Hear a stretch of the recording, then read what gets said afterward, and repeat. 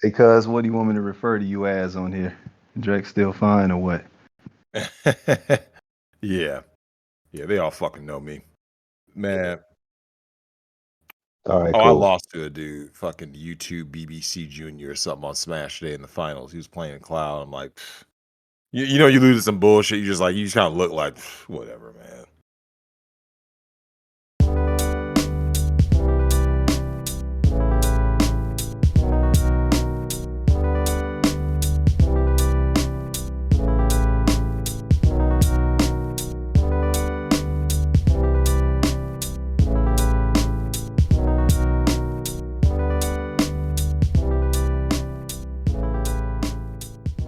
Hello, everyone. Welcome to episode 61 of the Migtown podcast, your only weekly source for video game nerds talking about smashing. As usual, I am producer Tim. Joining me is the mayor of Migtown, Drexel. Say hi. Hello, everybody. Also joining us in today, back from the dead, I guess. Cousin Drex or Black Rain. I don't know which one works better. Cousin Yo, what's up, everybody? Yeah, we brought something special for him. Like I said, I made sure I was going to get my man back because we want to take a little trip down memory lane. A long time ago, some of you may not know this, but there was a time when psychological torture was something that was welcomed in your childhood, right? And there were certain games, and when you unwrapped them, you felt something. Something was just like your heart started beating fast, right? Like you looked at the cover of Ninja Gaiden, and deep down you kind of knew what to expect, right? Like, man, this shit looks hard.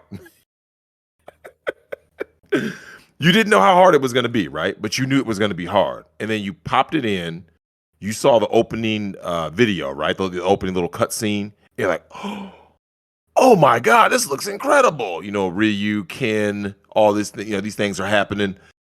And, the story driven. And then you start the game and everything is going well. The first level of Ninja Gaiden is actually relatively easy. And then something happens, right? You get to the second level. And I know you remember there's that infamous jump on the second level of Ninja Gaiden where if you don't have the little daggers where you jump, it can hit at the same time. There's a little army man sitting on a little ledge, right? That's barely big enough for just him. And he's just walking back and forth, right? But when you make the jump, the game activates this little, I don't know what the hell, it looks like a running turtle.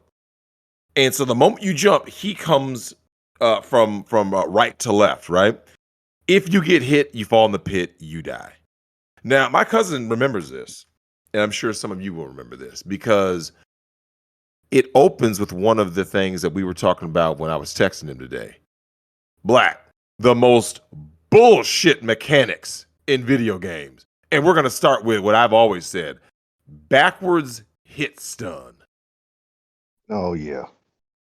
Oh, yeah. Yeah, so obviously, it's one of the biggest cheese, whatever else you want to call it, in a game, right? When we talk about this, we talked about this in depth about just the overall bullshit that you had to deal with these games. It's hard enough to make the jump, but then don't get hit because you're going to fall back into the pit or whatever it is automatically. And we're going to get into some of these other games as well because we talked about, hey, Ninja Turtles on Nintendo. We'll get into that on the original Ninja Turtles, not that arcade, none of that. I'm talking about the original, the OG of Ninja Turtles. Hey, look, I know what you guys are thinking. Which game are they referring to? We're referring to the Ninja Turtles where only 6% of the human population got past the turtle van section. Because do you remember the defuse the bomb section? And everyone had a look of shock, right? You're like, wait. You had to defuse the bombs. Okay, so you're turtles, obviously, right? Teenage Mutant Ninja Turtles. How are you turtles that can't swim? Exactly. I'm like, what? Make it make sense. Make that shit make sense. Like the beauty of some of these silly mechanics, right? Like I said, the backwards hit stun is one of the most important aspects of classic gaming, right? In the retro era, because all of these games seem to have this thing, right? In the game design, they said, "Hey, how do we make games harder?" Like, they weren't designed for you to have fun. No. They're like, "Look, No. man, we can only program 6, 7, 8 levels max, right? So how are people Yep. going to play this game and then still say, man, that was worth it?" Well, you have to make the game excessively difficult, right? Whereas now games are very long, right? Oh my God, I played this game for 86 hours and beat it. It's like, yeah, but you really weren't taxed that much, right? Like, you really weren't pushed to your limits. But No. when you play some of these games, man, there are lots of people who own the original Battletoads and never beat it, right? And I'm in Never that beat it. party. Yeah. The people play games back in the day, and they had this look of disbelief, right? Where they get to a certain point, something happened. There's something very special about games back then. It's really simple. It was the moment when the game broke your motherfucking spirit, right? You know, I think I talked to Tim about this once. The issue of a game is hard. It's almost like a your mama joke, right? You know a game is hard when you have Game Shark and Game Genie and you stopped playing, not because the codes didn't work. No. Even while you were cheating, the game broke down your spirit. Because, like, watch this: unlimited lives. Oh yeah, I'm gonna need that. Unlimited health bar. I'm gonna need that. That doesn't save you from pits, right? Oh, you got hit? Back hit stun, right? I'm looking at you, Mega Man. I'm looking at you, Ninja Gaiden.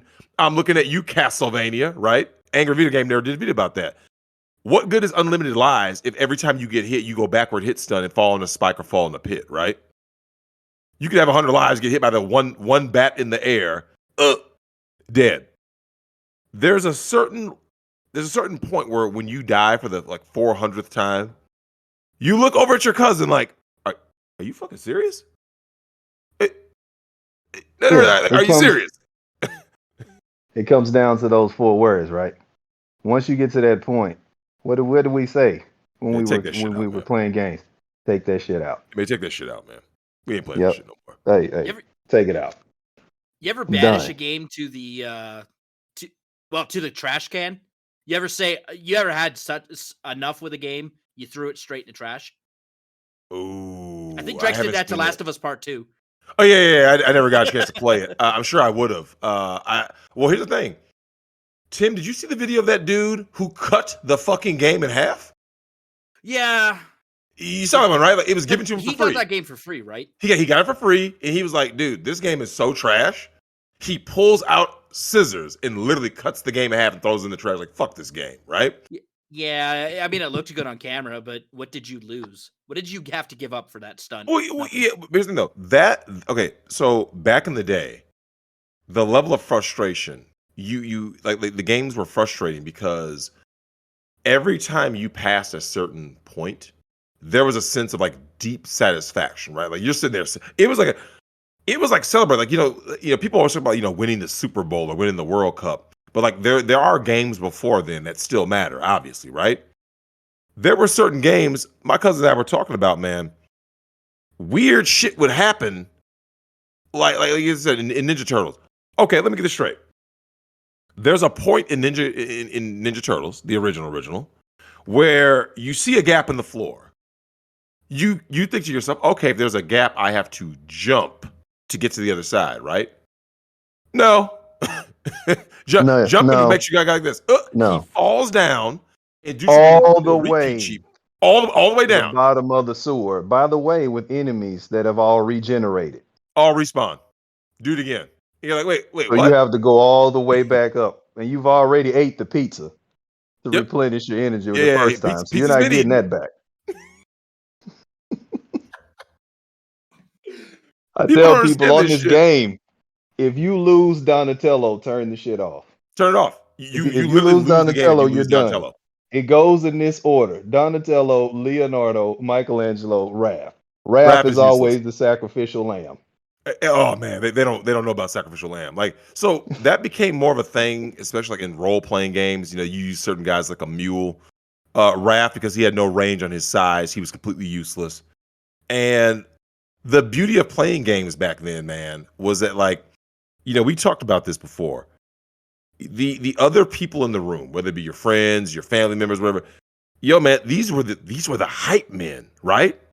As you're dying, as you're trying to win, these people they're trying to gas you. No, man, you should. They're hyping you up. And one time, like in Ninja Turtles, when you keep falling through that pit, you're like, dude, this doesn't make sense. I can't get over. And then someone has the wise idea, right? Hey, just walk. No bullshit. Your guy goes like this. Just walk over it. He glitches. Yes.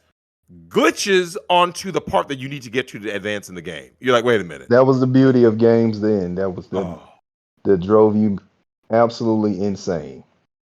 Glitches. The glitch. The glitch. It was unpassable. Glitches, like, bitches. That's how you that was got in Simon's past Quest. Yes. People don't remember Simon's Quest. It's okay. Speaking of Simon's Quest, something that doesn't get talked about enough now, right? I think Tim mentioned this once. Obviously Activision Blizzard was purchased. Sequels, if you notice, Tim, we're looking at sequels of today, right? Do you ever notice that the main thing you notice is that they don't take any chances, right? It's the same game. Like, here you go. No, the only chance they take is on the woke politics, right? Yep. Yeah. We're gonna make the Horizon girl. Her face is gonna be fatter. She's gonna be less sexually appealing to men. Like that's your chance. Like, and we always go back to Last of Us because it's such a good example. Because Last of Us Part 1 was an amazing video game. It was a great game, great story, great acting, and the solid fundamentals of all good games, good control schemes. Yep. Right? You never felt like as a character you had no control of the game itself. Yep. Right? So I know a lot of games always go for that railroad level where it's like, I'm just going to glue your ass to this chair and you just shoot everything. Yep. Oh, and your gun never runs out of bullets. Yeah. The on-rail sections in games. And even Snake Eater did it. Right? Snake Eater cheated and they did it. Yeah. They cheated. They did it. They did it on rails. Most games do have it, especially games that were in that early to mid 2000s. Once they got that technology, it was like, we'll add a little bit of filler or whatever, right? But anyways, you had such a good start, and then you released that pile of burning trash that is Last of Us Part 2. The only chance they took was Abbyzilla. Mm-hmm. Oh, and Joel, right? Like getting rid of your beloved character from Part 1.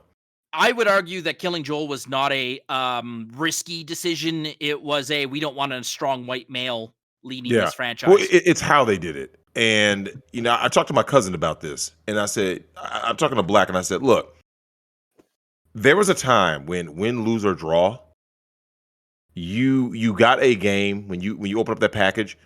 Even sometimes, and this may have been the fact that we were all really young and we didn't have money to just go out there and be like, oh, I don't like this game, I'll just go buy a new one. It's like you had nothing but time back then because there was no internet to distract you. When you got Zelda 2, people, there are people out there now who are all, oh, Zelda 2 sucked, blah blah blah. I go, dude, but you got to remember at the time, because of the nature of a child's mind is that it's very accepting, right? Like kids are just like this. Oh, this is new, cool, let's try it. So when you handed us Zelda 2, we were intrigued and enthralled by it. This new Zelda, right? It's still Zelda. Castlevania 2, Simon's Quest. Damn, this is different from the first one. Ooh, we didn't really fully understand what a role-playing game was, but all the experience point level ups, buying items, getting the stake and stuff. Yeah, it had its flaws, but it was unquestionably Castlevania, but it was different. Like they took huge risks, right? And if you notice, due to like fan reception, that's why the third games and a lot of those trilogies back then, they went back to a refined version of Part 1. A Link to the Past, which is Zelda 3, is a much refined version of Zelda 1. Castlevania 3, Dracula's Curse, is a much refined version of Castlevania 1, right? Different branching paths, you have all the extra characters. Black and I were talking about, some of these games back then. And the fact that like the difficulty curve, right? Like, so Black, difficulty curve, right? You hop in a game, you're playing, you got some, it's you and your uncle over at the house, and let's say you're playing Ghosts and Goblins, right? How long did it take you to realize Wait a minute. There's a reason this game only has 6 levels, right? Oh man. Okay, so Ghosts and Goblins. When I first got introduced to that, both of my uncles were closer in age, right? So I was smaller then, and they were playing it in the living room. So they were both taking turns trying to beat. Mind you, this is Graveyard. This is level 1.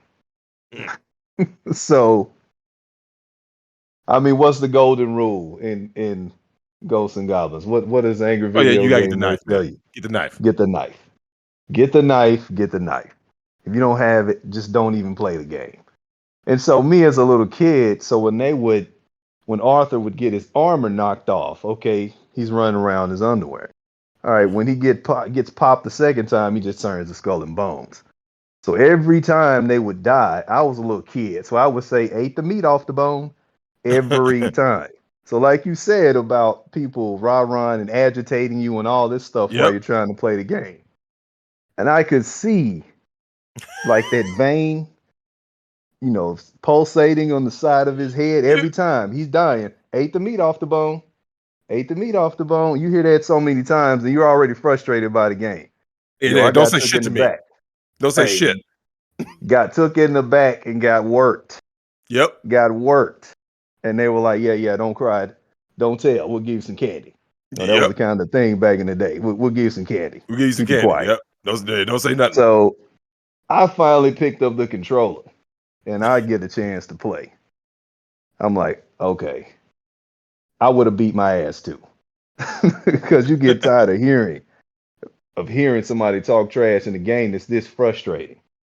The level of difficulty in the original Ghosts and Goblins, only to go through all of that to be told at the end that it's all an illusion. Hey, I'm sorry. This cats will be snapping off of that. This is why people don't play Resurrection today. My uncle being one of them. He's like, I refuse to play. I refuse to take part in another Ghosts and Goblins game. Dude, I got to the second level, man. It literally broke my spirit, man. I got to a level of frustration, and I'm just kind of looking like, here's the thing.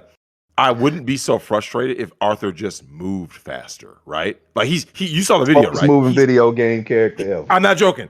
Anybody who's played the new Ghosts and Goblins, Resurrection, I'm not joking when I say this. He is the slowest moving character in the history of video games. Like, here's the thing. For those of you guys who are insane enough to play the original Friday the 13th, made by LJN's sorry ass on the original 8-bit Nintendo, and you had certain dudes like I think George was slow, Paul, the black dude was slow. I don't know how fuck you got an unathletic black dude.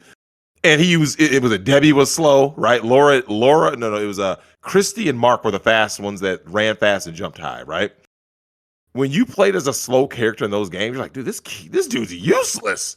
Like, that's how you feel. Like you feel powerless. And one of the things is, we were talking about this earlier, right? Difficulty, the importance of difficulty.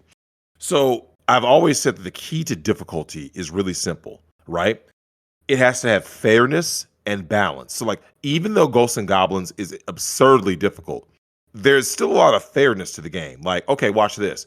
Angry Video Game Nerd talked about this. If you die in Ghosts and Goblins, you keep your weapon, right? Even when you run out of guys, you got to use to continue. You start at whatever the last checkpoint is.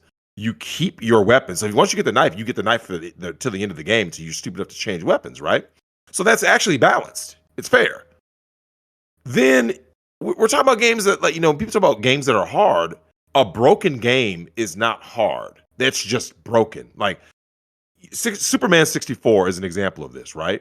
It's just a bad game. Like, it's a terrible game, right? With terrible design, right? So if someone says horrible mechanics, so if someone says, "Oh man, this is one of the hardest games ever," it's like, well, if the game looked like puke. You couldn't differentiate what was what. So it's like, this isn't a hard game. It's just a bad game. Whereas, let's look at the flip side. Let's say you put it in Contra, right? All right. You were going Contra. Oh, Tim, you already knew. When you saw that big ass C go like this across the screen, right? And when you saw that C go across, you just saw Bill and Lance on the title screen. You knew you were about to play something fucking real. That little sound of dun, dun, dun, dun, dun, dun. And then, level 1, you're in the jungle, right? even before you knew about the 30 life Konami code, right? Which also works in Life Force for those of you who don't know, and the code is reversed in Super C. Even before you put in that code, as you're playing the game, the game is stupid with some of the cheap deaths, right? But it's still fair, right? If both guys got spread, just don't die, right? As long as you don't die, you're good. So the game is fair. It's relatively the same game each time you play, so it's just memorization. But it's like it's difficult, but it's also balanced and fair, right? And my cousin was talking about a game that some of you guys may or may not remember, fucking Glover. Let him know about that shit. So for my N64 heads out there that may have had the displeasure of playing this game called Glover, the most probably behind Superman, maybe even tied with as far as just broken mechanics of trying to manipulate what'd you call him? This hamburger helper looking dude. Oh man. And trying to balance these, I don't know, various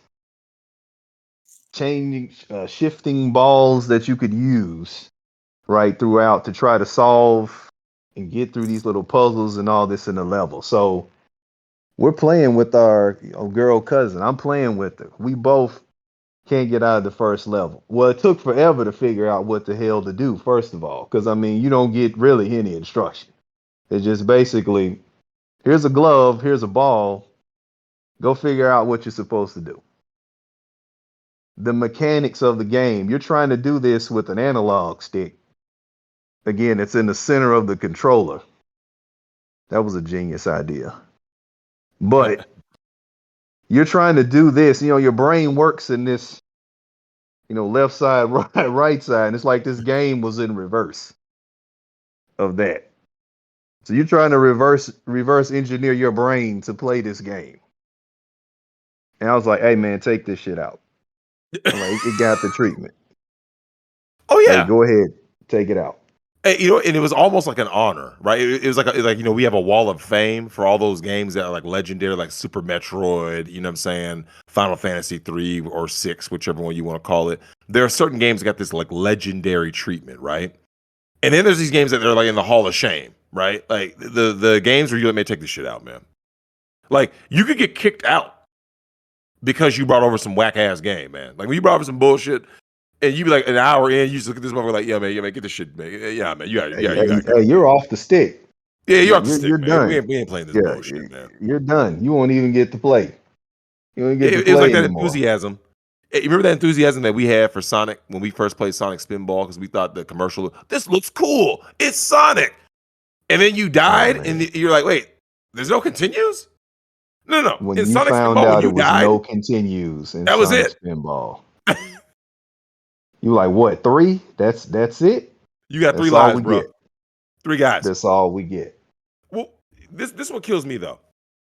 When I talk about what's one of some of the biggest changes that have happened in games, difficulty is an obvious one, right?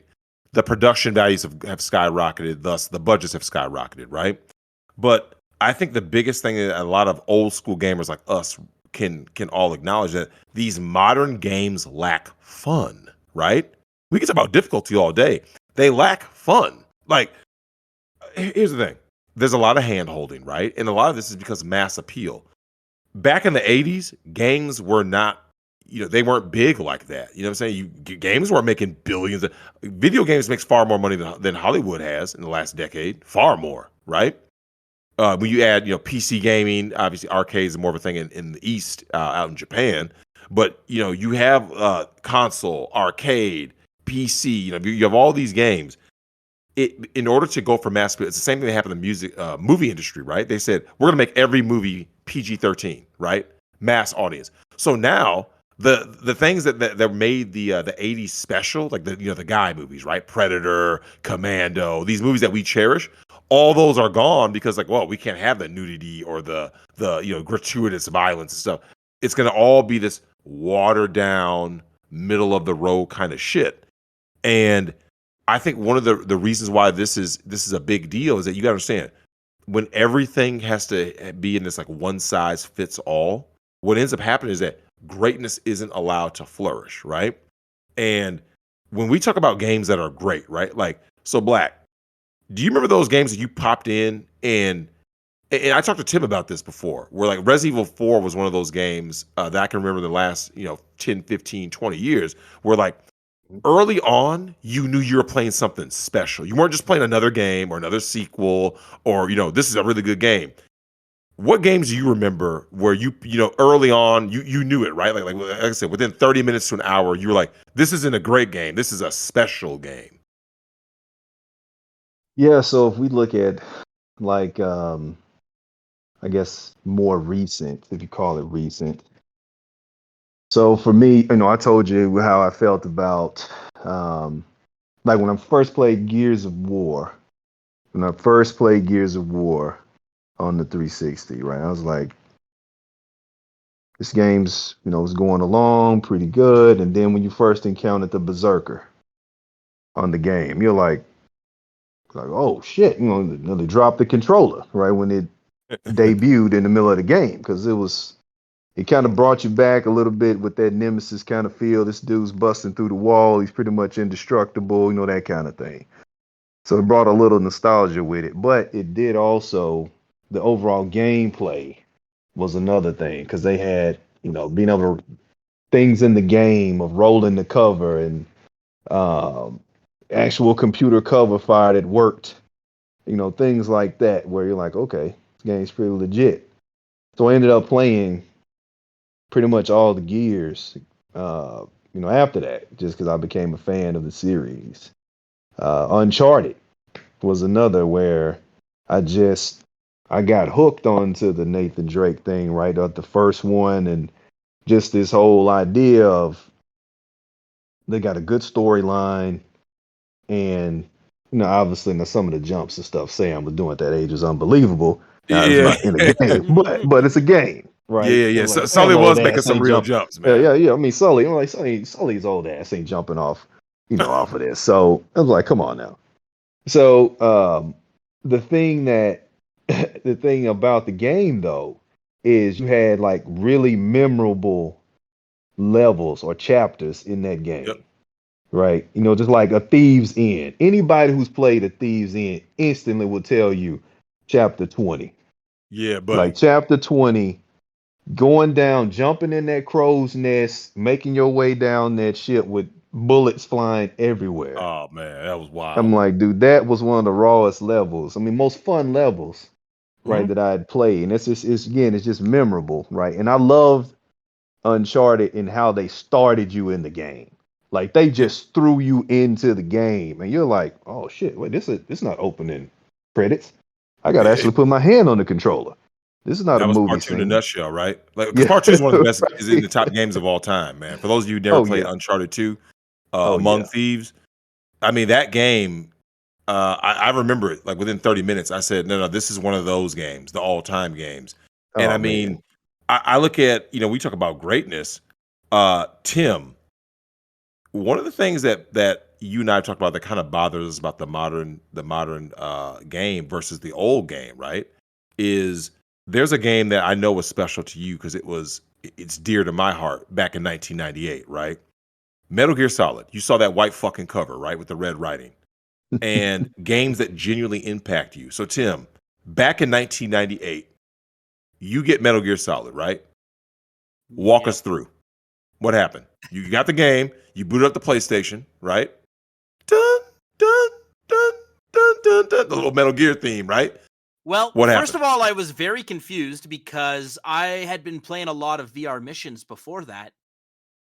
And so when I got the game disc for Christmas, I was a little confused at first because I was like, well, I don't remember VR missions having two. I guess there was a difference between the rental copy and the retail copy. That's what I chalked it up to. That's not true, but anyways. So at first I was pretty confused. It was probably one of the happiest accidents that have ever happened in my life. I had asked for Metal Gear VR missions for Christmas. They got the wrong game. I love the Metal Gear Solid full game much better. Little Mhm. did I know what I was in for. Um, let's see. I wasn't quite 10 years old when I got that game. So I could understand a lot of the things that they were because they talk about some heavy stuff on the codec, right? Yep. There's an anti-war, anti-nuclear arms race message to it. There's a lot of lore that I actually read the the summaries of the previous 2 games because Mhm. you had to pick up some lore that were required to make sense.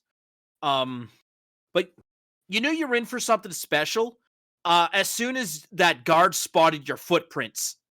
Mhm. I'd never seen that in a video game before. Yep. When the guard saw your footprints and he's like, "Huh? Whose footprints are these?" And and I'm hiding behind a box thinking, "Oh god." And he's winding his way towards you and you're like, "Oh Yep. god, there's a camera here and he's coming behind me. What do I do?" Um I've I've spent dozens of hours of my life literally just messing around at that first stage. Level Mhm. design, Drek, talk about level design in a game. Yeah. It's Because that's how you knew Metal Gear Solid was going to be a good game. Because the very first, you do a little intro down in the on, down the elevator, right? Yep. But then you come up with the title sequence, the reveal, the cinematic with the hind, Yep. right? Setting up Liquid as this big bad. And then you get into that first stage Yep. in front of Shadow Moses, which was it. I mean, Kojima himself knew it was so good. He used it again in 4, Yep. right? Guns of the Patriot. Yeah, I mean, I got basically teary-eyed about things like that because at that time, like I said, we had played Metal Gear. I know my cousin played it also, but we played obviously the bastardized version here in the West. Our Metal Gear is not the same on Nintendo as the MSX, right? Part Right. 1 and 2. And our Snake's Revenge is literal garbage. It's not even canon. Doesn't Like exist. it doesn't exist. Never happened, right? Yeah. What are you So talking about? yeah, Yeah. it never Yeah. happened. So the reason why that's important is for there's people out there who don't understand, man. When the year was 98, right? And you got this game, like I said, whether you already knew about Metal Gear or you didn't, one of the things that stood out real early on was voice acting, right? Up until this point, do you remember how terrible voice acting was? Like terrible? Well, look at Final Fantasy VII, right? One of the often credited as the first cinematic game for the PlayStation. But what was the dialogue like? Yeah. Well in Final Fantasy, I Nothing. think it was all whatchamacallit, right? It was all text. Yeah. And Metal Gear was basically like I said, it was basically playing through like a AAA live action movie, right? Like this is a major Hollywood movie that you're like basically playing it. It's very immersive, and those little things start adding up, right? Like the fact that you're seeing what the villains are doing, you're hearing things from other characters, right? Like when you first meet Meryl, right? She gets you on the codec. She's like, wait, could you be Snake? The legendary Solid Snake? You? And then she takes her mask off, right? Yeah. All of these little moments, right? The little banter with Mei Ling, some of the things that, the cagey responses that Campbell has. People don't understand. Modern games, because they forced feed everything, it's just kind of like, oh, here it is. Here's your plot. Here's your cheesy stuff that you're gonna have to do, and it's gonna be something boring and lame and contrived. And we miss out on this. Black, you talked about this when you and I first played Breath of the Wild, right? Yep. When you get out of your little stasis, right? When Link is asleep, you wake up, you hear the voice, you push the little box out of the way, you run up, and when you run outside, and the game officially starts, right? It says Legend of Zelda, Yep. Breath of the Wild. And you see that huge, it's a tapestry, it's actual art, right? Because here's what people need to understand. But there's always that old argument, are video games art? There's usually art and artistic, right? Those are two different things. Where Nintendo succeeds, especially this is one of the advantages of having limited hardware. They succeed in the fact they go like this. Art design is more important than photorealistic graphics, right? This is the reason why I don't acknowledge Right. anyone who tries to use graphics as the sole denominator on how great something is. Because, okay, some of you will listen to this and you guys remember a game called Half-Life 2, right? Remember the physics, the graphics. How does Half-Life 2 look right now, Tim? How's that look? Garbage. Garbage, Antiquated. right? Looks like fucking trash, right? I'll give you an even better example. Mario 64 is a good example. You don't need top of the line graphics to make one of the greatest video games in existence. Yep. There you Right? go. Like, go There back you and look go. at Mario 64 right now. It looks like trash. It looks like garbage, right? It looks like a painted cardboard box. Yep. But that's what you take what you're given. That's what they had, especially compare that to Super Mario Galaxy 2, right? Right. But you had to Just take that. what you were given, and they made an excellent game out of it, where the graphics did not take it from the game. Oh no, Yeah. the platforming is where it was at. It was the platforming. It was the charm. You know what I'm saying? It was all these, the little tasks you had to do. The music. We talked about music last time. The fact that these modern games have nothing memorable. Like, I think that's the major thing. In Black, we talked about this, right? Nothing is memorable. Okay, take away Nintendo, right? Take away Nintendo. Nothing is memorable for the most part in modern days, right? Compared to when you and I grew up, right? Right. Yeah. I mean, just like what Tim was talking about. I mean, just think about, even though it wasn't the best system per se and the design of the controller again, but N64 produced some bangers. Man, they had Mario, like you said, the Mario 64, Legend of Zelda, Ocarina of Time, right? You had GoldenEye. You had some Perfect Dark, the first game that I ever then witnessed where you could shoot people through walls. you know, first game I encountered where the little alien was talking shit. That you had. You were like, dude, what is this? And a Perfect Dark was another one on my list of unexpected surprises. Yep. Right, because I'm coming off of playing GoldenEye, and I'm like, dude, nothing's beating GoldenEye as far as, first person shooter. Right. Perfect Dark came along and the different ball game. And it was one of the first games too that I can recall that you had to legitimately push yourself and solve on the hard level to see the true ending of the game. Because what you would get would be that looped ending if you just kept playing, where the alien whatever gets away pretty much at the end, and you're like, wait a minute, that's it? Nah, dog, you got to go on and step it up and play on this hard level if you really want to see what it is. First game that I can recall where you had cloaked enemies when you were going through the alien planet. Right. You're like, the alien is trying to tell you, hey, look, dude, he's just running and randomly shooting in whatever direction. You're like, what the hell is he shooting at? Next thing you know, you got an alien on your back. You're like, and these things look like something off of Starship Troopers and shit. Those type of bugs. Well, So it it was was, a beautiful thing to see. yeah. I mean, like I say, you produce memorable titles, even if the system itself, like I said, may not have been so-called legendary, but they produce some games that you say I would pick it up and play it, just to play it. And then the depth of some of the games, just from the quality of levels, right? Just like Like Donkey Tim Kong said, level Country. design. Yeah, like Donkey Kong Country 2, right? Diddy's Quest or something. I can't remember the official title. Yeah, But I remember it had Diddy's like, Conquest. What was yeah, it? What was the third one? Dixie's yeah, Diddy's Dixie had Conquest one and where hey, I they lost had to track give of. some. that's part 3. Yeah, Yeah. Yeah. so 52 levels was in Diddy Kong, right? But Mm, you didn't care because of the quality of the levels, right? It was like a gradual thing, obviously, where levels get harder and you have to think more and all that. But you were again kind of hooked into the game, and at that time, graphics were pleasing enough, but it was just the joy of playing the game, right? And then especially if you had your cousins or whatever around, you all trying to solve that one level that gives me nightmares of the damn minecart level. Oh That's man, that's bullshit. Yep. Dude, everybody remembers look. Some of those the levels, man. impossible jump, the The impossible jumps, double you had jump. to be pixel perfect, like because you could jump. You go, well, how am I dying? Like I'm on it, and you had to be at you're at the absolute edge of the pixel when you made the jump, and you made it onto the new the new track by 1 pixel. Anything short, you guys just like this, whoop, fall in the pit, dead.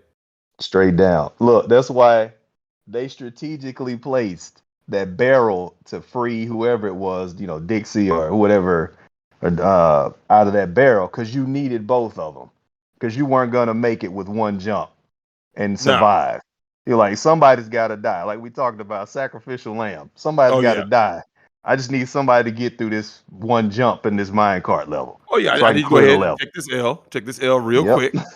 Get hit by one of the crocs, the little Kremlin dudes. King K. Rolls goons. There And you go. the beauty of that time, though, man, is what people forget is that these games that we're referencing.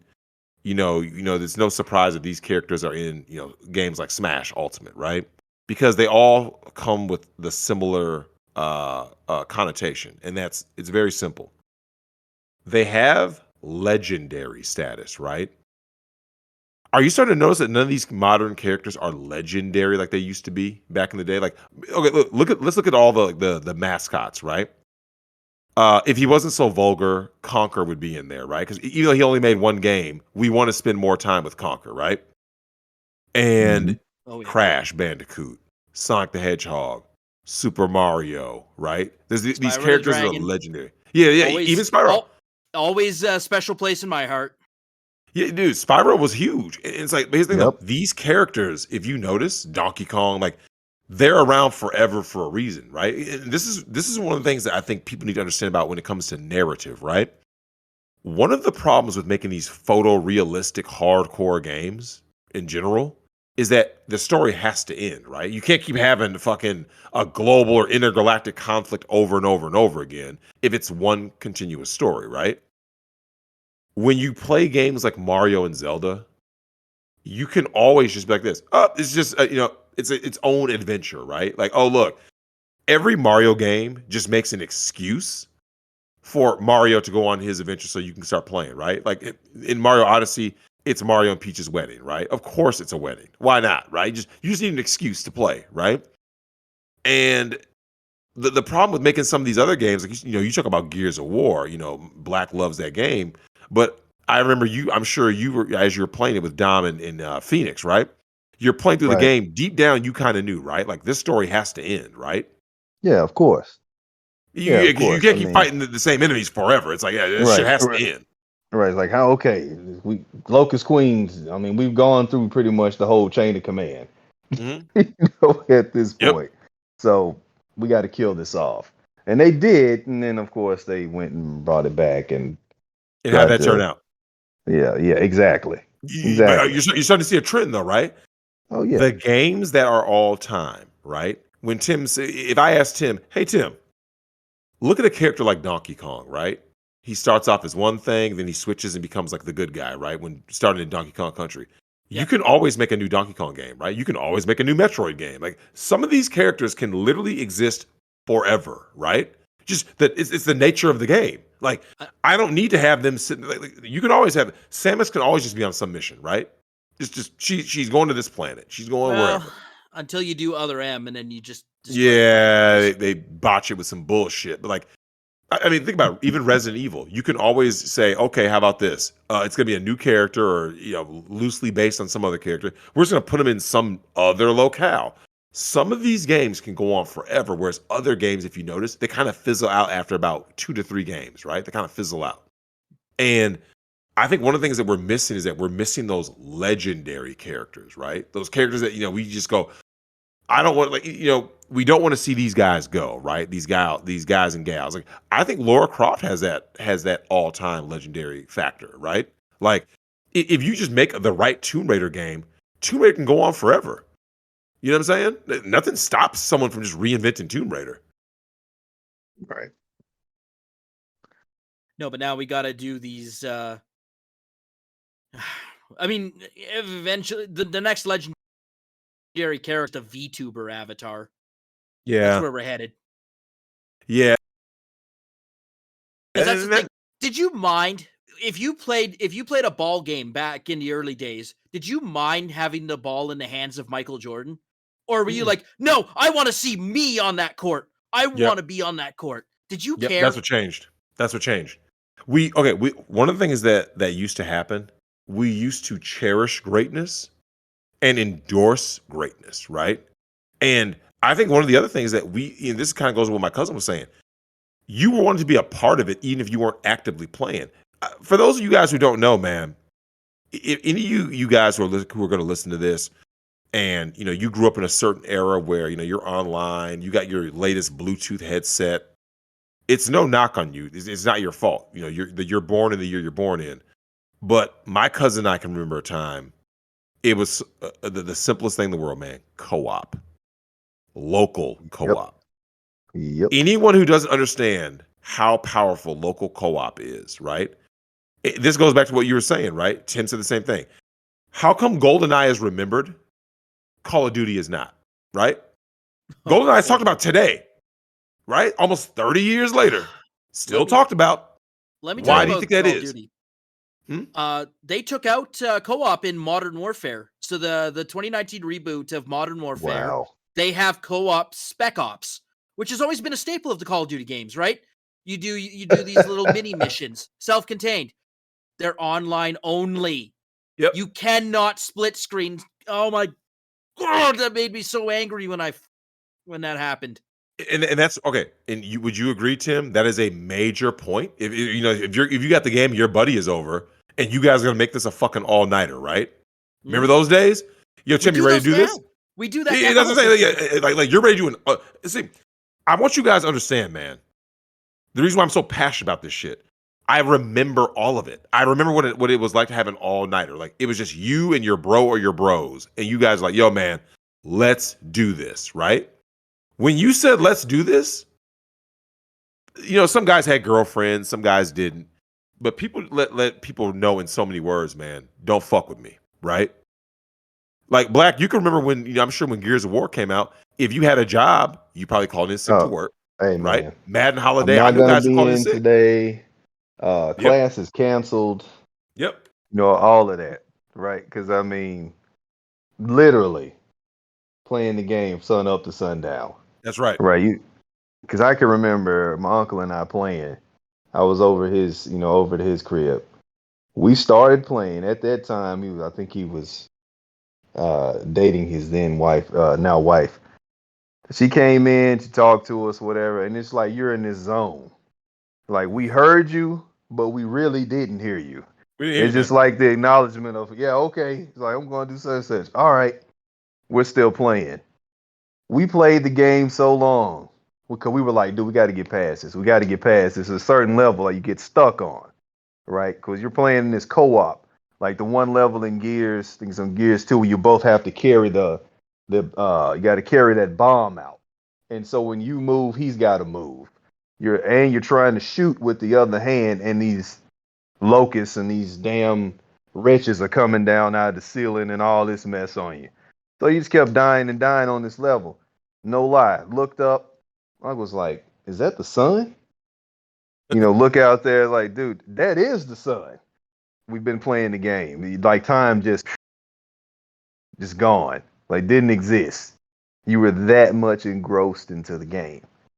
And that's some of the stuff that, even now, even with kids and all that, I mean, I had obviously as much time. I think the last game I just really just pulled an all-nighter on or stayed up late on was Hollow Knight. I think it was the last night, and that took an indie title to do that. Yep. Because it brings you back. I'm sure, Tim knows when you're in the zone, yo, bro, do not fucking call me. Don't text me. Don't ask me shit. Okay. Once you're in the zone, if you notice, something from the real world has to pull you out of the zone, right? Like you said, when you play a game, when you're in the zone so deep, you literally go like this. Wait, is it the next day? Like something from the real world that made you realize how far you've been in the zone, right? Like you're like, wait a minute. We bought this game. I remember we brought it home. It was evening. And you look outside, bro, you may play the game 13 hours straight, no break. Not even a bathroom break. Like you ever get up and you realize, oh shit, I haven't eaten since no, yesterday. I was just about to say that. Yeah. Dude, exactly. I have played games where I literally, it's like I said, something from the real world. Like, remember, Tim knows that's what pulls you back to reality, right? It's the realization.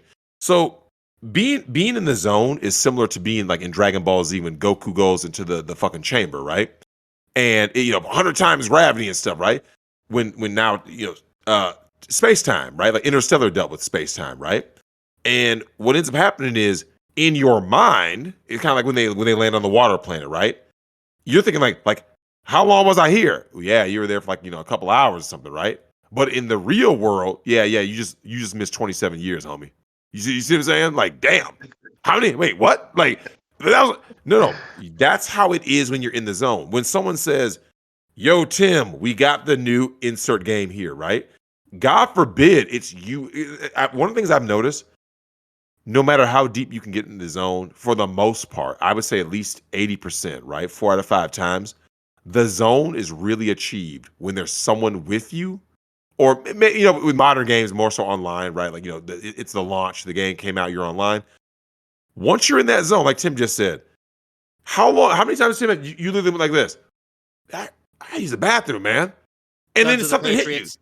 Yeah, When yeah, Guns of the you were like, Patriots released, yeah, you're like, wait a minute. Fuck it. I think I came home from Best Buy. It was like 6 in the afternoon because I'd finished work early that day. Picked it up my reservation from Best Buy. Yep. Came home, played until the morning the next day, Yep. Yep. and then was like, "Oh, I need to eat, shit, piss, many Yeah. other, and sleep." Your body functions stop. People don't understand this, man. For people who aren't gamers, man, but I'm assuming everybody who listens to this will probably be a gamer or at least have some kind of attachment to it. Once you get in the zone, right? And this is really, especially like, some certain parents who, weren't gamers, and they're thinking like, my kid's so disrespectful. No. He literally doesn't. He can't hear you. He's literally in the zone, right? Like once you're in the zone, dude, you can't hear. You can't like that's why you remember your mom would be like, you heard me calling you? You're like, I didn't. Yeah, what? Huh? What? Like she kind of had this like look of bewilderment. Like maybe remember she could have been literally yelling, right? Yeah. When you're in the zone, bruh, you can't hear. If the house was on fire, maybe you lose your sense of smell because you're so deep in the zone. You get there, especially when there's someone else in the room with you. Like you said, you and your uncle. I think co-op games bring out the zone the best. You see what I'm saying? Like Absolutely. certain single player games do. Like Tim was talking about Metal Gear Solid 4. I do remember that because I got Guns of the Patriots. I can't remember if I got like before or after work. I'm trying to remember. Maybe my day off. I think it was my day off. I think I took. It was like so I had my regular 2 days off, and then I took 2 additional days off just for because it came out in June 2008. And I remember because we said flip open phones, right? And I remember I text my girlfriend at the time. I'm like, yeah, don't text me, don't call, nothing. Like this is the absolute emergency. Like it is life or death, right? I got that game, Oh, yeah. man. And people don't understand, man. That's it. When someone goes, hey Tim, hey, what are you doing tonight, bro? You're like, yeah, this game, right? Not this game and something else. You see what I'm saying? Not, oh, I'm about to go run these errands. No. Fuck errands. Fuck your friends. Fuck your family. Fuck your girlfriend. Fuck them damn kids. It's this game. You see what I'm saying? I'm lucky to have not had kids when Guns of the Patriots released. Yeah, dude. You'll see. I'm sure you've heard those stories, right? Where Yep. kid is crying something. I was like, yo, somebody ever come get these damn kids, man. My game. Like it really is personal. Like we know what the zone is. I want to ask the both of you, what's the last game that did it for you? Because I would assert that there are no modern games that do it anymore, unless it's this unless it's an indie game. But I Mhm. wouldn't count those Yeah. because, like, I wouldn't count them. And for purposes of this question, like, it had to have been a published game studio game. Mm. What was the last time you had that zone? It's been a while. I got to think on that one. Because when you discount the indie games, I really got to think. Yep. Yeah. I think the last. I think that last Star Wars game. I think is the last game that I just. Yeah, I think that was it because I was upstairs with the boys on that one because they were watching me play. Mm. That's the last time where I got we literally both we all fell asleep like at the just in while they fell asleep. My eyes were getting heavy. I just fell asleep, controller in the lap. Damn. When I You woke up, You I talking was about Fallen Order, right? Fallen Order. Yep. Yep. Yep. Played Fallen Order because we were just I think that was the last game. Now, Fallen Order had some wonky mechanics in the game that you gotta kind of get used to, but it was kind of that. We're Star Wars fans, so it's like this little creative new storyline, right? They created, so we're following that, and then it got to the point where I'm like, "What time is it?" And boys, like, "Oh yeah, we're good. Dan. It's 12." Like, oh, okay. Kept playing, kept playing, kept playing. One comes in, is like, "Yeah, you all were knocked out. Like the game was on, they were laid out. You had the Yeah. control. The game was on." And I was like, I didn't eat, like you said. I was like, man, I'm hungry. Like, I've been on this game for like the last 10, 12 hours Yep. trying to beat it. And then, even though they're not, going to be like your classic games we have, but just because of it's better when obviously there's more people involved, like locally, like sports Hmm. games. Like when we played, I remember in college, we had college football, right? It came out. We literally, nobody went to work. We got it on that Friday. We all went over to my friend's apartment. It's like 8 of us in there. To give you an idea of how in the zone we were playing this, we had a tournament, right? So everybody pick your team. We play 1-on-1. Whoever wins advances. All night. We were asleep, and the guy who he had to go to work. He said he came in. He didn't need to use his key. The door was open. The door was open. We were all in there asleep. We had been up all night, all day, all night, literally playing the game.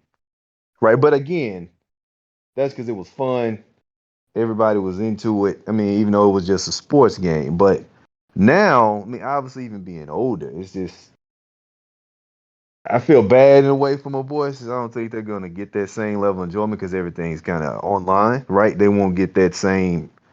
It'll be a little harder for them maybe to experience that, but it was fun times, man. As soon as the game dropped, like so you had 8 people packed in a little basic studio apartment. Yep.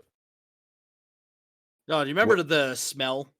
The smell after one of those sessions? And you're Oh like, man, God oh damn, you guys need to right. shower. Yeah, dude. Yeah, dudes were sweating. Like you had like that, like that sweaty like musk. Like you just, Yeah. it was like, bruh, like Halo parties used to do that to yeah, us. that dried sweat, right? Like, it's like okay, it'd be like someone saying, "Yo, man, hey, let's go play ball real quick."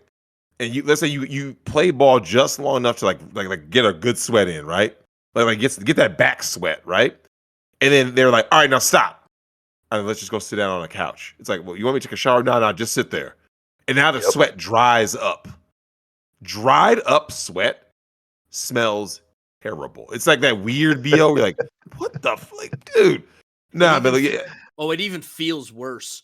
yeah, you feel nasty. You're like, oh, like there's been times, man, back in the day where, especially back in the arcade era, when the Tekken crew was up, and there were times, man, where I was like, dude, I just need to go take a shower, man. Like, I feel nasty. Like, and people don't understand, man, when you're playing games, right? People, they make fun of certain things, right? Like, gaming isn't like an athletic kind of thing or whatever, because you just got a controller in your hand or you got a joystick if you're at the arcade or whatever, right? But let's face it, a NASCAR driver is not doing 500 curls with a curl bar, right? He's not doing lunges, but yet when those guys get out of the car, now, even if it was air conditioned, right, they're still sweating. Like, why the hell is he sweating? Your brain just revert to be so alert to play these games or to drive that car, and just the intensity of like just quick reaction time, it causes you to sweat. Yeah. You remember you're sitting in one spot, right? Like you're sitting in one Yeah. spot, you're extremely intense. Like you know what it's like. You ever notice when you're in school and you do like a really long, intense final, and you get like, oh shit, and you're like, you got like sweat, your palms are sweaty and shit. Like, damn, I'm fucking sweating. Like That shit. was the LSAT exam. Yeah, it makes you sweat. You can literally think yourself to a sweat. Yep. Yeah. Just thinking too hard, you can think yourself to a sweat. Yeah, your body will literally start sweating. So it's like that was look when you go back and play the original Contra, that was us playing River City Ransom. That was us. Like, dude, just being out there, like the games that did it for me in terms of that got me in the zone. Like I said, if I discount fighting games because the only modern one I played is Smash Ultimate, but like, Celeste was close. I don't know if I ever like I was in the zone within the game, just like because the game is difficult, right? With the precision jumps, but like I do remember truly being in the zone and like just being totally engrossed with the original Last of Us because that was 2013. To think that game is almost a decade old, man. I remember there was the point where I remember being like, oh man, I love this game. It was the point when Sam and Henry the last time you really see them before Sam gets bitten. When the sniper is after you, right? When you have that huge flat, and the sniper is up in the house shooting at you, right? He's mocking you, And I remember you have to tell him to like wave his hand to draw the attention so you can get the Yep. shot off. Yep. Yeah, and when you're going into these houses, and he's got all get them boys, and they got dudes out there. That was the point, man. Because like I said, the game was just going so well in terms of like production value, right? Because like The Last of Us is one of those games where if you remember, it actually starts off kind of slow, right? It starts off intense. Your daughter dies, okay, but then after that very first part of the game was very Uncharted 1-esque, right? You're just kind of getting the mechanics. Here's the world that we've built. It wasn't like really all. It takes a while to get Ellie, right? Because everyone knows that you get Ellie at some point, right? So you're playing the game. You're like, where the hell's the little girl I'm getting? I'm still with Tess. Tess is a cool character. Where the hell's the girl? By the time you get Ellie, you're like, oh, okay. The first time that you are told to go somewhere, right? It's to the Capitol building, right? You're like, oh, well, I just gotta get to the Capitol building. In your mind, you're thinking to yourself, I know the game is not over when I get there, right? But I'm assuming something happens. You get to the Capitol building, you finally make it. You're like, oh shit, finally, I'm there. Cutscene, Tess dies, blah, blah. And you're like, oh shit, now I got the girl? From that point forward, man, the game is just go, go, go, right? And we don't really have that much anymore because like it's one of the criticisms I have of open world games, to be honest. If you tell me you can just do anything, right? This is a sandbox. Without having some form of direction, like there is to a certain degree, right? But what you end up with is like but when I say you can do anything and go anywhere, I think that in some ways it's kind of a detriment because eventually it happened to me with Red Dead Redemption where I kind of like lost interest because I was like, yeah, there's 10 million things to do and a million side quests. You see what I'm saying? Just And they're all just cut and yeah, they're all fetch quests. Yeah, fetch quests, right? And I think fetch quests has kind of hurt the industry because it's like a lot of like I think people want to do something that's more like more engaging, more immersive. And back in the day, my cousin and I were talking about the things that made you just kind of gave certain games that extra oomph. The Mortal Kombat Blood Code on Genesis, right? Extra oomph. Yeah, buddy. Yeah, we don't have buddy, that no more. game. When's the last time you had that extra, like I said, that oomph, right? Like I do want to get to playing the what is the space game with Commander Shepard? Oh, Dead Space? No, not this. That's Isaac. Shit, Commander Shepard. Why am I? You know what I'm talking about, right? I feel stupid that I can't think of it. I can't believe like my brain literally just had a fucking like just total brain fart. Jesus Christ. Oh my God. Said Dead Space and it threw me off. Mass Effect. Mass Effect. Yeah, that's one of those games that's always been on my list, man. And okay, this is one of the things I have believed about video games, though. I think due to technology, in terms of the aesthetic, if the game is similar, close to being photorealistic or as photorealistic as it can be for that time, I do think that it's best to play the game at that time, right? Because if you don't, okay, watch this. I really want to play Mass Effect, right?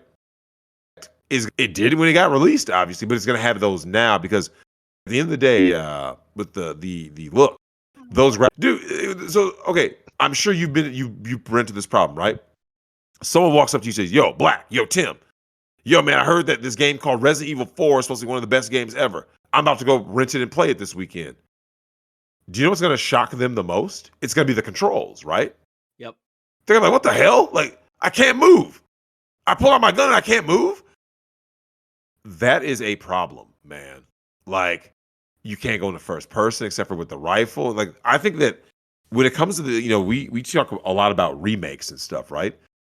I think remakes can be a good thing when you update the stuff, because obviously you would just make the enemies tougher too. You see what I'm saying? Make the enemies tougher and smarter, but in return you can move and shoot and have better control, right? Because one of the problems I have with a lot of these remakes, man, is that like they don't update that part, right? Like Resident Evil 4, man, like you should have been able to move and shoot.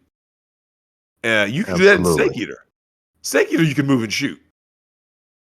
And it's like, dude, you need that ability, because I think Metal Gear Solid 2. Could you run and shoot Metal Gear Solid 2? Yes. I can't remember. Yeah, because since Metal Gear Solid 1, you've always been able to hold the X button on a PlayStation. Yeah. You just want and then press square to shoot. Yep. Right. Yeah, that's right. He would literally just shoot in the direction he was pointing, right? So Correct. Shoot. Yeah, I do remember that, because when you do the elevator shaft level in part 1, you were like running and shooting. Oh God. Yeah, I do remember great level. That. You want to talk about level design, right? How could you put so much content into literally one tower? Yep. It's right, because then you do the rappel scene coming down, right? The rappel coming down, and you've got fucking Liquid in his hind D. Just oh man. But is they forever? But we look at that, right? And it's like this. At least this is what I think ends up happening with the Metal Gear series and some other series. You can always tell that they were trying. You see what I'm saying? Mm-hmm. Like, I think that as a game player, we can recognize effort from the developer standpoint, right? Like, okay, when you see a half-ass game, don't you know it's a half-ass game? Yeah, you tell right away. They're lazy here. You're like, what is this shit? This is lazy. Like, dude. Yep. Like, I play games where I remember, like, I'm sitting there, and as I'm playing, I'm kind of like, dude, they just didn't give a shit, did they? They just kind of like just threw this shit out there, right? They did it for a check, right? Well, the reason I asked for the last time you had one of those zone moments, I was talking to my roommate earlier. Apparently, he's a pretty big gamer too. I didn't know that. Big fan of Contra, apparently. Of course. And sports games. He loves his sports games. Yeah, NHL, MLB, The Show, Madden, right? Plays them all. Anyways, we've come to the consensus that what they took out of games was they have replaced good storytelling, good level design, good gameplay mechanics. They have replaced all of that with the online experience. They've taken you and say, okay, what you get out of this game is what you put into it in the online space. So people who are good at online shooting games are going to find Call of Duty better now than it was before. Yeah. Because now the developer literally does nothing. Just make the game and then give the player all the tools to make the game great. Which is the epitome of laziness. It is the laziest thing you can do in game design. And it's what we talked about at the start of the show, right? Not taking a risk, not making a bold or decisive decision in the direction of your franchise. Right. Yeah, I think we all remember that. Like, okay, like prime example, man.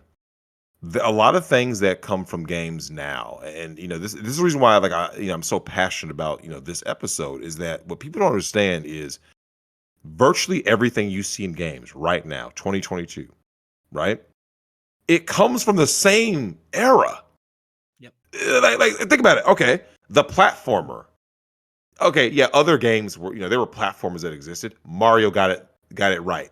Mario did it the best. Then you start getting the action platformer. That's your Castlevanias. That's your Metroids. Exploration. So my thing is this: if we were to look at this, in terms of its ongoing relevancy, video games is actually very young. You see what I'm saying? Like when someone says, "Hey man, can you recommend a movie to me?" Well, hell, movies have over 100 years of stuff that you can say, "Oh yeah, man, I can recommend this movie from 1930 something." You see what I'm saying? Video games don't have that long. You see what I'm saying? So when someone says, "Yo, what game can I play?" One of the things I've noticed, and I actually had this happen because I was talking to Whiplash about it. It happens with music. Is another multimedia source that it happens where a lot of times you get people who they get kind of like burnt out and bored with like the modern stuff. Like, well, hold on, what did you like as a kid? What did you enjoy growing up? Because like I want to know what the people like because I think if you notice Tim, it kind of goes backwards, right? Yeah. I think if you were a young buck, you would want to know why people who are 30 plus seem to be so upset about certain shit, right? Like why do they get so in their feelings about certain things when I mention that this game is great or this new game is the best ever at whatever it does, right? Like why do these guys get so offended and up in arms? And then so you ask them like, yo, well, what were you playing? One of the things that really strikes me is that when kids of today go back to the stuff that we played, they go like this. Oh yeah, it's better. Now remember, you have all this modern technology, you have all these ways to tell a story. Tim, do you know there are still people studying Chrono Trigger today in 2022? Still, Yeah. they're I like, hear it come up all shit, the time. yeah, like today. This is my question. Hey Tim, which one of these games do you think is going to get remembered 20, 30 years from right now? You think any of these games are going to be fucking remembered and like studied and like porsed over? New World. There you go. There's the 10-year challenge for you. That game aged 10 years in 2 months. Wait, what is New World? What New game World is that? was Amazon Studios MMORPG. It was supposed to be like the World of Warcraft killer, Let right? me guess. It didn't dethrone WoW, did it? No, it did not. Of course It didn't. not. Drexel did not last 2 months. What is that? Okay, I mean, so Amazon, what was wrong with it? right? Okay. First of all, they hate the fans. Of course. So the game actually had great sales. A lot of people picked it up because it was new. The game is visually stunning. It's beautiful. It's the same thing I say about Metal Gear Phantom Pain, right? And it's not just a function of graphics, although yes, you need graphics to have visually good games. But the design they put into it made the game look beautiful. The lighting, the ambience. Anyways, Hey, what do you say this game is called? I'm about to look it up. New World. New World. Yeah. Go ahead. By Amazon Studios. Okay, so it's like MMORPGs. They have an economy, right? You trade stuff, you buy stuff, you gather resources, you build stuff, you level up your crafting, and away you go. Cool. There's a couple of game-breaking glitches in there that let you duplicate gold. So then they had to shut down the whole game economy.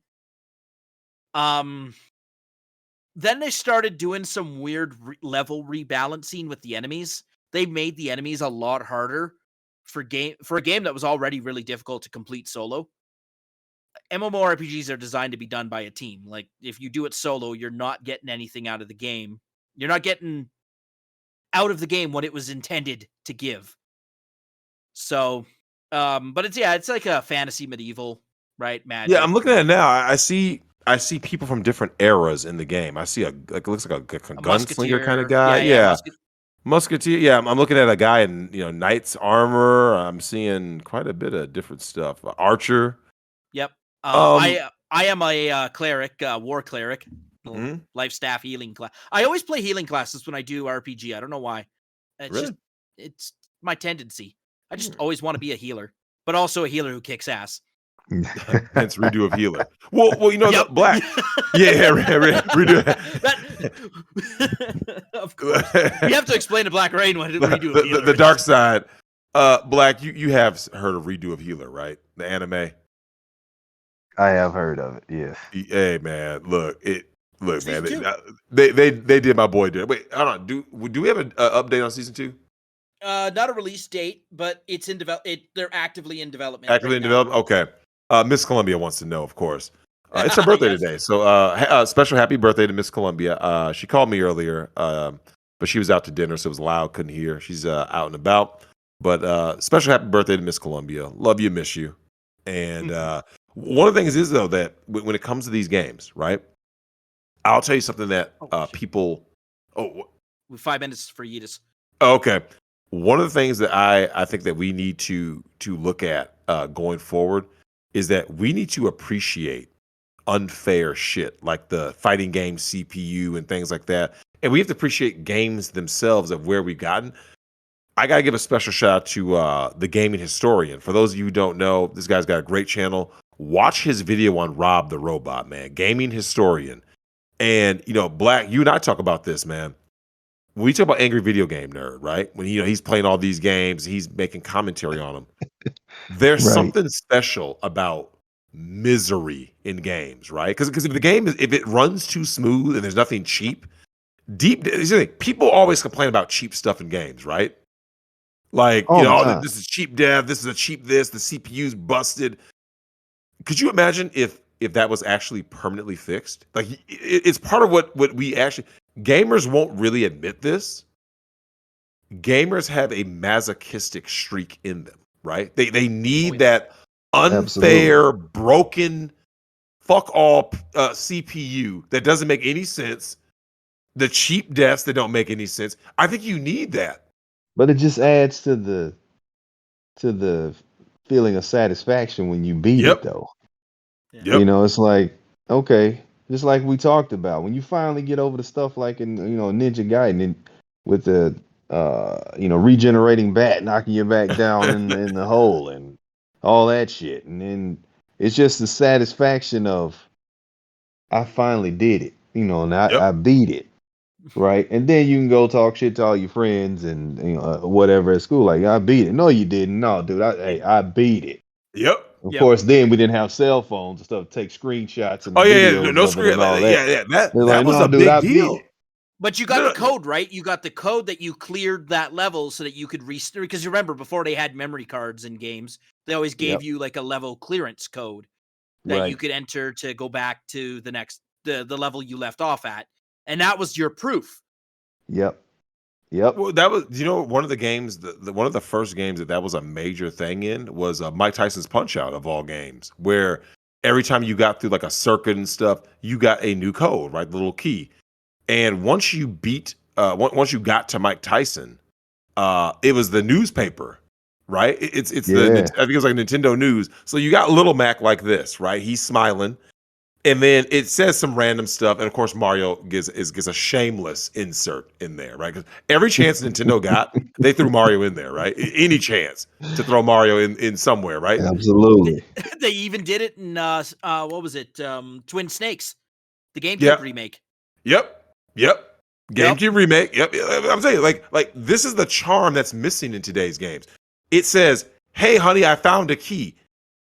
I found a key, and it was the code that got you back to this point. So you had to, so if you put in this code, you still had to fight Super Macho Man. It did not allow you to go straight to Mike Tyson. You were forced to fight Macho Man again. But then right after that, you fought Mike Tyson. And when people forget, man, bosses, we'll have to do like a part 2 at some point. Overpowered bosses did something to your psyche as a gamer. Like, Black, you remember what it was like when you fought Mike Tyson for the first time, right? You're like, oh my God, it's Mike Tyson. And you got hit one time and die. You're like, wait, what? Right. But that's not even overpowered. Mike Tyson had that ability. Yeah, you're right. You're right. He could get his head smashed in the whole match, right? He lands one good one on you and it's game over. Pop. Yeah. And the reaction time was so quick. And it's like, this is the ingenuity. Like I said, this is the reason why, when gaming history gets dug up by some alien civilization and they look back, I'm going to tell you guys right now, man, the only people who are going to really matter is going to be Nintendo, in all honesty. I'm saying, look, that's no disrespect to some of these other great games that have come out. Like, there's been great games, right? It's the little things that matter. Like, so watch this. Hey, Tim, what if you are average Joe and you have no care for boxing? The year is what, 1986, 87? You don't care about boxing. You're like, boxing doesn't interest me. How do you get someone who hates boxing or has no interest in it? How do you get him to play Mike Tyson's Punch Out, right? It's really a puzzle game, right? Mike Tyson's Punch Out is a puzzle. It's not a boxing game. But also, the underdog was the draw, right? Yep. Little Mac, the underdog, was the draw of the game. With an underlying Rocky theme thrown. The underlying, Rocky was hot at the time. Yeah, they played all that up. In just the genius of, like I've always said, this is why it's so important that you don't have crazy budgets, because Nintendo. Okay, so for those you don't know, Punch Out was an arcade game where you used a wireframe, right? That's impossible on that old technology, the 8-bit NES. So what do? they shrunk your character, hence Little Mac, right? They make him miniature size, and then the fighters are all huge, right? And by doing that, it adds this level of charm. The fact that your trainer was Doc, of course you have the fat black trainer, right? It just sells it more. And he's riding on the bike with that bullshit ass pink jumpsuit, and of course he's on the bike, right? All of these little things. You were in the pink jumpsuit. He was wearing the red. Like the beauty of it was though, it's these little nuances. Oh, Tim, you want to play Tecmo Bowl? What's that? Halftime advertises Ninja Gaiden and Rygar. That's halftime show. Yep. And as an audience, as a young kid, you're like, wait, what the hell is Rygar? What is it? Because there are other Tecmo games. These little things. Rob the Robot, who's the most important figure in gaming history, Rob the Robot makes a cameo appearance in Star Tropics. You see what I'm saying? Like, there's all these little callbacks. Like you said, like Mario and Twin Snakes. All these little things. It's the charm, Tim. There is no more charm, right? Give us your money, microtransaction, right? Do you Where's remember the charm? do you remember doing the Konami code in Crash Bandicoot Warped? And that got you a playable demo for Spyro. Nice. It's a callback. The Konami code is, I would argue, is the most legendary code in gaming history. Like, I mean, that code, man, you put that in, like, it just, you can, I'm sure there's a shirt somewhere out there that has the Konami code, right? And I mean, you can actually say that around somebody of a certain age and they get wistful, right? You just be sitting there walking up and you say something about the Konami code, you pull out Life Force, Contra, and you'll see them just get like this like glee. Because one of the things that I've noticed is that a lot of us, when we get older, the joy gets stripped away from us because of life, right? You get stressors in your life. You got to deal with this. You got to deal with that. You have situations whether it be your kids, whether it be, I mean, hell, Tim, bills, right? Responsibility. It sucks. Oh, it's not tell fun. me about it. But no one wants to pay bills. Do you know who's not worried about no fucking bills? A young kid sitting there with an 8-bit Nintendo, right? or a 304. Yeah, they got their OnlyFans simps. But Yeah. like that stuff matters. Like the fact that someone can say, "Yo, Black," to this day, if someone mentions Ghosts and Goblins, your uncle, it's actually a literal trigger, right? Like if the CIA wanted to have like a trigger in him, they would just implant this little visual and sound effect of Ghosts and Goblins, and he just starts on the eye twitch. So he turns into the Winter Soldier. Yeah. It's a straight up Bucky Barnes. Just start Arthur, dagger. Just start saying keywords. Keyword dagger, armor, snap. underwear, trigger. Like I'm triggered. All right, Drex, we got to wrap. Oh yeah. Don't worry. Yeah, so don't worry, guys. We had to get it in. We'll make sure to come back with more gaming stuff in a part 2. But Black, if there's anything you want to say about any last words about gaming on this segment. Yo, no, fam. I think we got still more more things to tap. Right, man. As it relates to this, man. So, compilation boss battles where you have to fight all the same bosses you fought through the fucking game that you spent 16 hours getting to, and you're gonna fight all of them again before you fight the end boss. Fodder enemies while fighting the boss. Look, man, there's so many little gaming tropes that are just hilarious, man. That don't worry, man. We'll definitely get to them next time. But yeah, thanks, Black, for coming on once again and going ahead and spitting this real shit of retro gaming, man. We're gonna definitely already, fam. Anytime, man. You know that. And there it is. All right. Well, you guys know how to find us and support us. YouTube.com/Migtown Podcast. We're now on Locals. MigtownPodcast.locals.com. Follow us there. I post 30-minute clips of our live Q&As. So if you want to hear all the debauchery and degeneracy, come check it out. Drexel's also now on Odyssey, as we announced on Nick's show. I sent him a super chat. You can find us at I don't know what the URL is because they have a weird thing with the crypto. But yeah, search Migtown Podcast on Odyssey. Patreon.com/Migtown Podcast. Subscribestar.com/Migtown-Podcast. Of course, you guys know how to find us and support us. Until next week, everyone, stay frosty. Stay toxic.